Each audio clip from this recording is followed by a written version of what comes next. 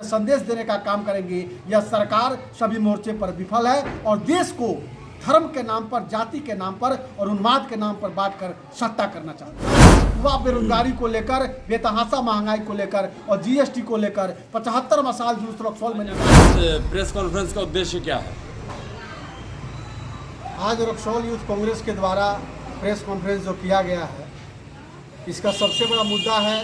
महंगाई, बेरोजगारी और खाद्य पदार्थ काल का 10 साल बीत चुका है और 10 साल के शासनकाल में देखा जाए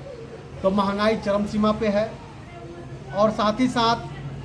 खाने की जो चीज़ें हैं, दूध हो, दही हो, पनीर हो,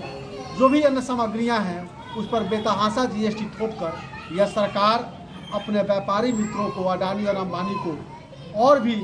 इस देश का सबसे धनपति, कुबेरपति बनाना चाहती है, जिसको लेकर हमने आज प्रेस कॉन्फ्रेंस रखने का काम किया। इस प्रेस कॉन्फ्रेंस के माध्यम से हम बताना चाहते हैं कि देश में जिस प्रकार ईडी, प्रवर्तन निदेशालय के द्वारा जिस प्रकार कार्य किए जा रहे हैं,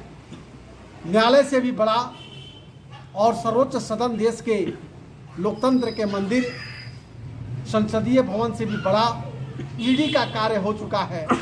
और हमारे नेता आदरणीय आने वाले समय के प्रधानमंत्री श्री राहुल गांधी के खिलाफ, कांग्रेस अध्यक्षा श्रीमती सोनिया गांधी जी के खिलाफ जिस प्रकार यह सरकार बदले की भावना से, देश की भावना से जो राजनीति कर रही है, उसके खिलाफ में हमने प्रेस कॉन्फ्रेंस रखा है। और यह सरकार भली बात जानती है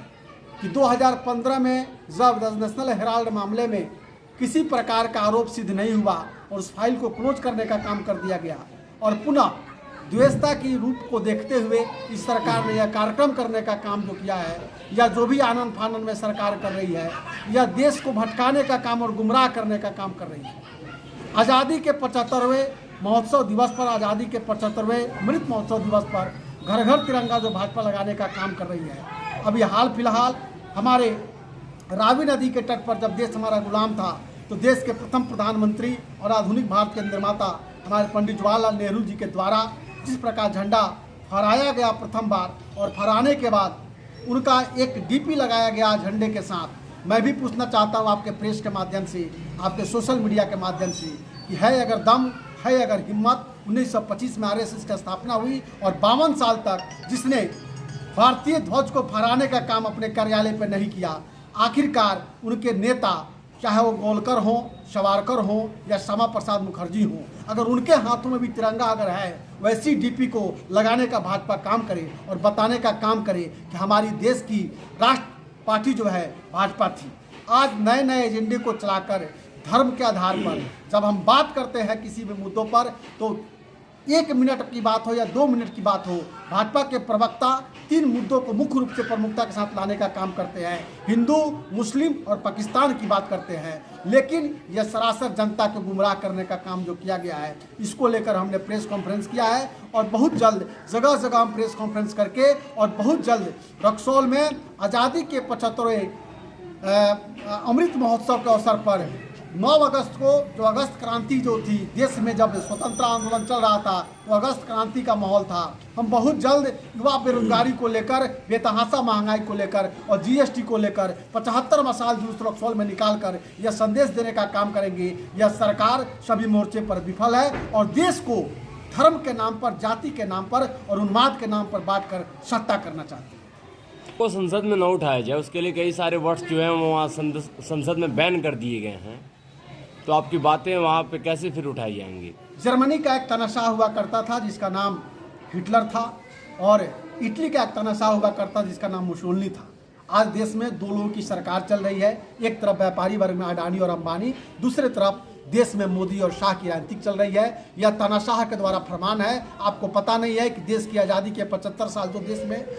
भाजपा मना रही है, आखिरकार यह अघोषित आपातकाल लगाने का काम जिस प्रकार भाजपा के लोग कर रहे हैं, इसको लेकर हम बताना चाहेंगे, चाहे वो संसद भवन हो, चाहे लोकतंत्र की मंदिर जो है जो भी हमारी बात को रखने का काम विपक्ष करता है, उस विपक्ष को दबाने का काम यह भाजपा कर रही है। यह सोची समझी राजनीतिक है और इसके तहत भाजपा जो है बैकफुट पर जाने का काम कर रही है। लेकिन हम कांग्रेस के कार्यकर्ता लीडर हैं, राहुल गांधी की सेना है, सोनिया गांधी की सोच के साथ हम चलने का काम करेंगे और कांग्रेस चट्टानी एकता के साथ देश की आवाज को उठाकर, लोकतंत्र की आवाज को उठाकर देश को मजबूत करने का दबाने का काम किया जा रहा है। और वहीं दूसरी तरफ अगर आवाज को दबाने का काम किया जा रहा है तो कहीं ऐसा तो नहीं कि वो अगर बोलने की आज़ादी में लोकतंत्र देती है तो उस लोकतंत्र के साथ खिलवाड़ किया जा रहा है। जब अंग्रेजी हुकूमत यहाँ पे शासन करने आई थी, उस समय बहादुर शाह जफर का शासन चल रहा था और 200 वर्षों तक उन्होंने शासन किया और शासन करने के बाद लोगों की उम्मीदें टूट चुकी थी, देश की आबादी की उम्मीदें टूट चुकी थी कि हम गुलामी से आज़ाद भी हो सकते हैं। लेकिन महात्मा गांधी जिन्होंने शादी के साथ चले थे अकेले, कारवा बनता गया। यह महात्मा गांधी का देश है, चंद्रशेखर आजाद का देश है, भगत सिंह का देश है। यहाँ हर घर में चंद्रशेखर आजाद है, हर घर में भगत सिंह है। आवश्यकता पड़ेगी हम ताकत के साथ, पूरा विपक्ष एक साथ खड़ा है और इस सरकार को, इस भाजपा की सरकार को, इस तानाशाह की सरकार को और दिल्ली की गद्दी पर बैठा हुआ इस